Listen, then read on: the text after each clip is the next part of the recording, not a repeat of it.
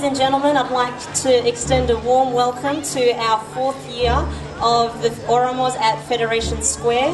The Oromo people represent the largest Indigenous population in the Horn of Africa, and 2011 is the year that United Nations General Assembly has proclaimed to celebrate the people of African descent for this year.